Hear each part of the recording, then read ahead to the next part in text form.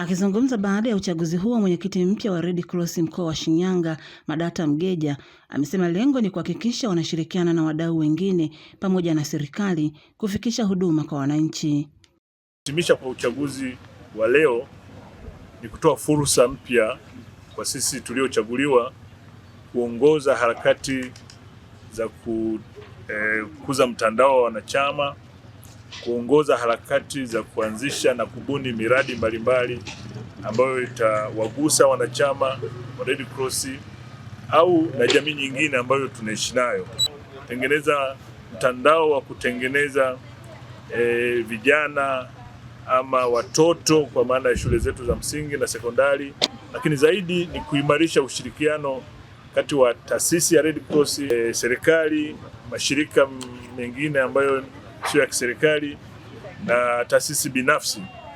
Meneja wa kukabiliana na maafa ambaye alikuwa mjumbe msaidizi wa kamati ya uchaguzi Samuel Katamba amesema uchaguzi huo unafanyika kila baada ya miaka 5. Uchaguzi wa ngazi ya mkoa, na katika uchaguzi wa ngazi ya mkoa nafasi zilikuwa nyingi, lakini nafasi zilikuwa ni 22 zinazogombewa, wakiongozwa na mwenyekiti, makamu mwenyekiti, mtunza hazina, wajumbe wa mkutano mkuu pamoja na wenyeviti wa vijana na wenyeviti wa baraza ya wanawake.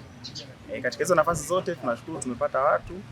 Zilibaki nafasi chache tu ambazo zilikuwa zina changamoto, ambapo tuna imani tutakuwa na uchaguzi mdogo ambao utaitishwa kwa ajili ya kuziba magepu kwa zile nafasi ambazo zimebaki. Kwa hawa wote kumbuka wanaenda uchaguzi mkuu taifa. Kwa hiyo lengo la kukamilisha uchaguzi huu maana yake wataenda pia taifa kuhakikisha wanachagua viongozi wa kitaifa ili wakamilishe. Na uchaguzi tunasema uko mkoani. Mkoani kama uchaguzi ukifanyika vizuri, maana yake hata taifa maandalizi yake yanakuwa vizuri zaidi. Baadhi ya wajumbe wa mkutano huo wakaeleza matarajio yao kwa uongozi mpya wa Red Cross. Imani kwa kushirikiana na wanachama wenzangu na viongozi wenzangu waliochaguliwa, tutaenda kuibadilisha Red Cross.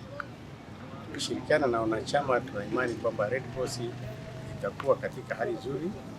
Tufungue matawi mengi tofauti na hivyo sasa matawi ni machache, na tunatamani kwamba tuingie tuwe na matawi ya vijana shule za msingi, shule za sekondari na katika vyuo vilivyoko ndani ya mkoa wa Shinyanga.